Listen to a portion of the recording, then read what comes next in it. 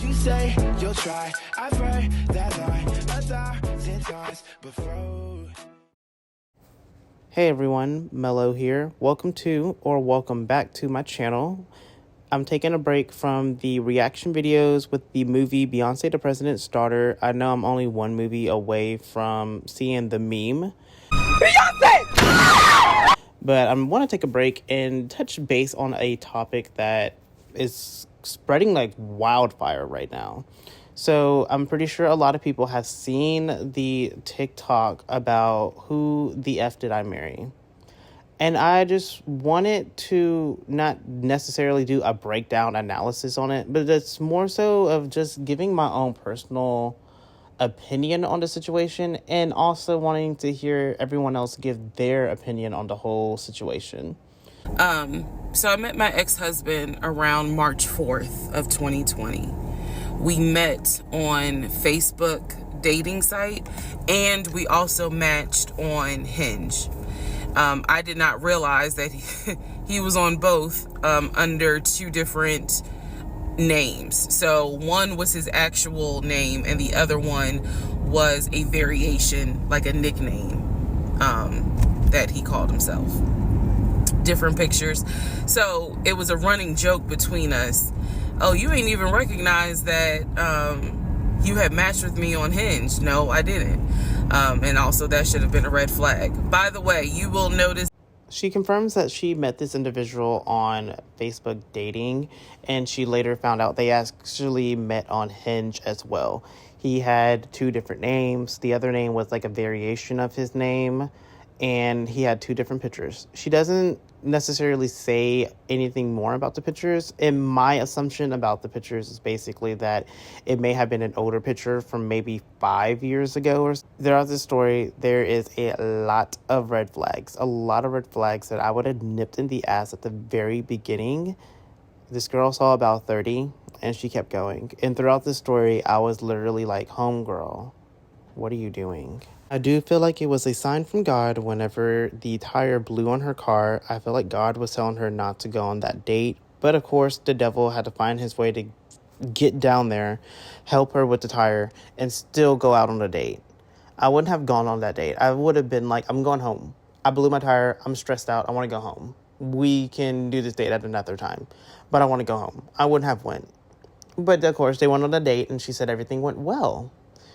So then fast forward, COVID hit. Mind you, this is all happening March 2020. So when COVID hit, she confirms that eventually they moved in together and they're quarantining together.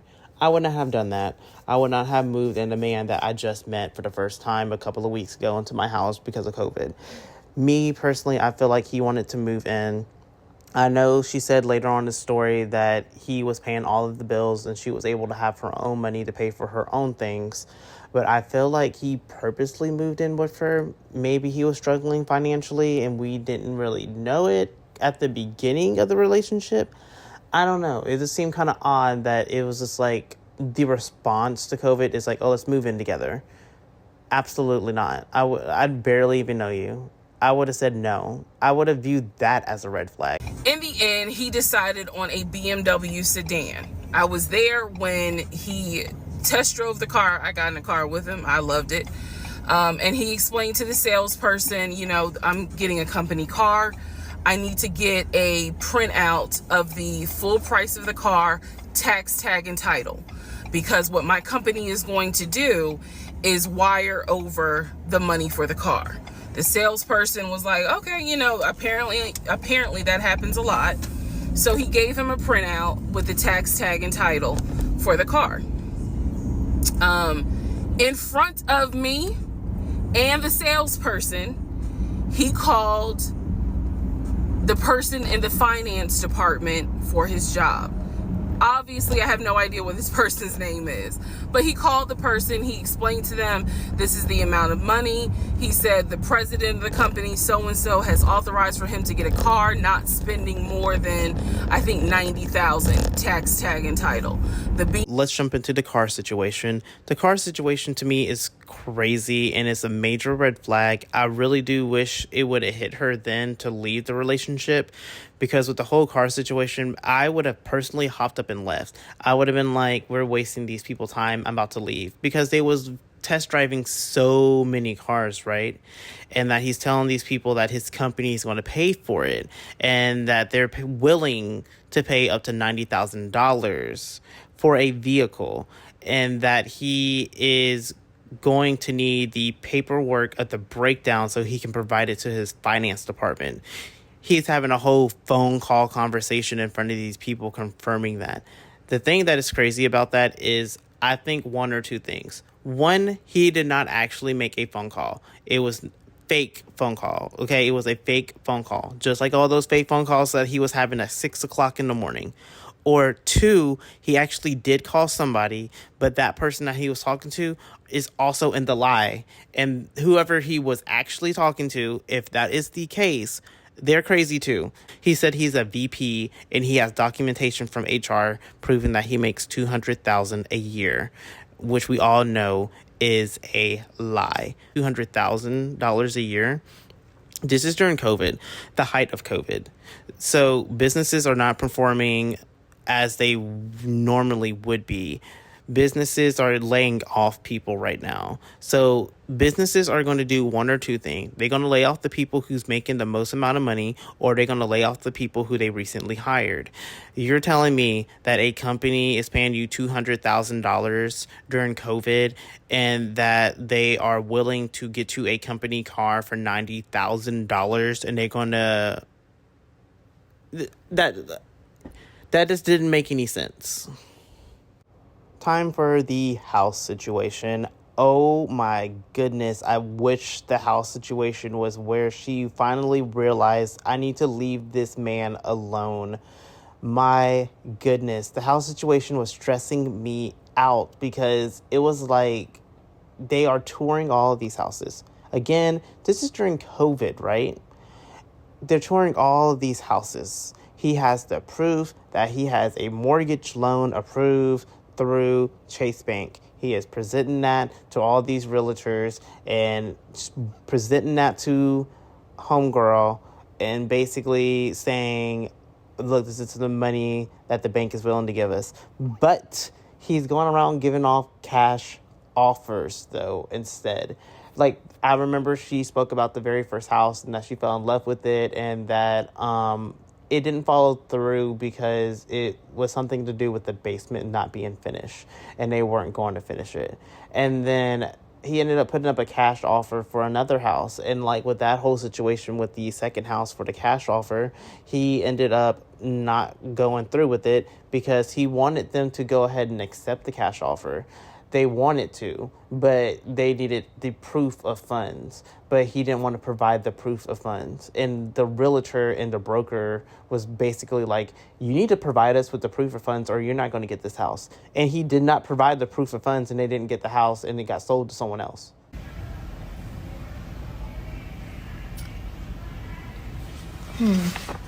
Well, I wish that would have hit her upside the head. It's like, you are saying that you have this money.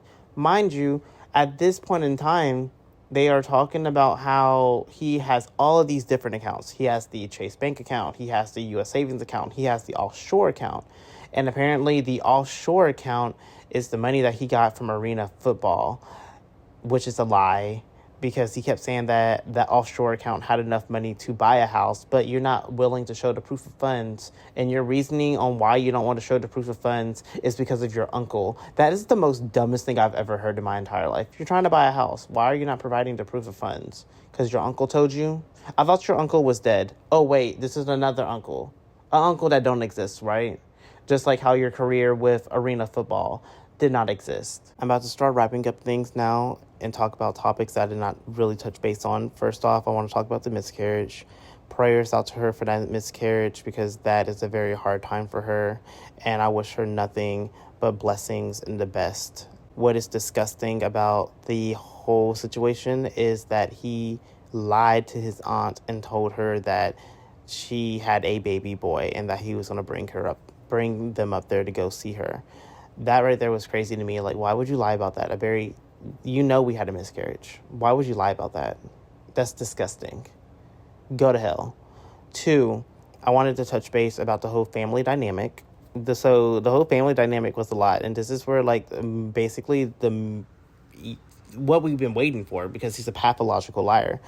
We find out that he's actually been married 2 times, and that she reaches out to the ex-wife and she has a conversation with her. Kudos to the ex-wife. Also, kudos to the real estate agent that told her that if you need anything, let her know, because she knew something was up when that man did not want to put up the cash offer. So kudos to those two, because first of all, that ex-wife, she could have told her straight up, I don't want nothing to do if you do not call my phone no more, and hung up. That lady stayed on the phone with her and actually talked to her woman to woman about the whole situation. Kudos for her for doing that. Also, kudos to our homegirl who's telling the story, that she did not tell her what he said about her daughter, because he said that she died from COVID. That's crazy. You said your grandma died from COVID. Now you're saying this woman's daughter died from COVID.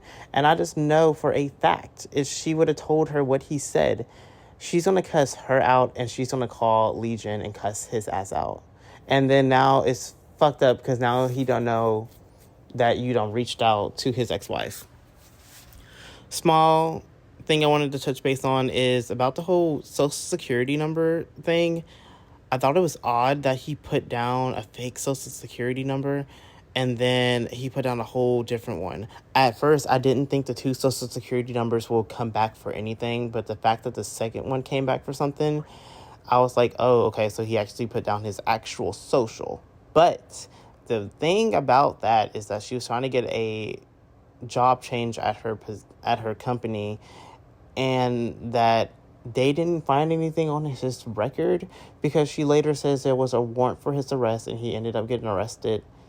But there was no, I don't know. That's just weird to me that the job didn't capture anything before she did, if that made any sense. I felt like they should have called it before she did, because they had to do the background check on them anyways. I don't know. Somebody fill me in and tell me how you feel about that. We're going to now talk about the family dynamic. I know I said that earlier, but we're actually going to dive in. So apparently none of his family fucks with him, as they should not. I would not either, because you're a pathological liar. Nobody fucks with him. Your brother wants to beat you up. Your cousin do not claim you. You're stealing your twin brother's identity. You find out that somebody's family is not fucking with them. There is a reason why. And that you should leave them alone. Because if your family ain't fucking with you, you got some shit going on. I did want to make one single comment, that the people on that podcast, to where they watched the 50-part video, or either they didn't, I don't know. I feel like they didn't, based off of their reaction.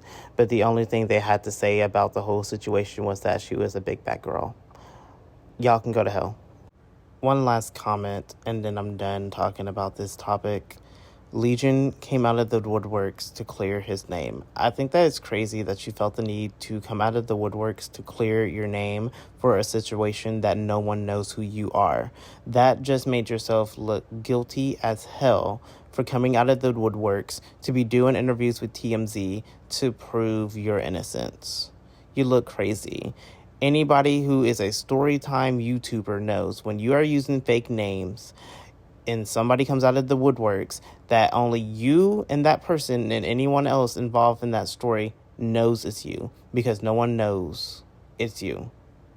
My final thoughts on the whole situation is Legion is crazy, and you should get your head examined, probably go to therapy, because it sounds to me that you're having an underlying issue to where if your family is not fucking with you, you're projecting something. Go to therapy and get it figured out. And also, don't treat no woman like this in the future. You had 3 wives, and apparently they all have similar stories. So go to therapy, get it figured the fuck out, and stay off of the dating apps. For our girl who posted the story, I wish you nothing but the best, success, happiness, and all the blessings coming your way, all 2024 and beyond. If you like my content, definitely give me a huge thumbs up. Subscribe to my channel. If there's any other viral topics you would like me to talk about, please comment them down below. Also, comment about this whole situation as well. How did you feel about it? Do you think she was lying about it? Do you think she was telling the truth? Because there is a huge thing right now that's going back and forth. I personally don't think that she lied about it because it's a very drawn out story. I would not have been lying about a drawn out story because that's too many lies to keep up with for a whole 50-part series. Thank you for watching my video. I will link also a playlist to the Beyonce, the President's Daughter movie commentary that I have up currently. If you do want to check it out, if you want to see what that meme's all about, I still got one more movie to react to. But until I figure out what the next topic I want to talk about is, I'll see you next time. Girl, how you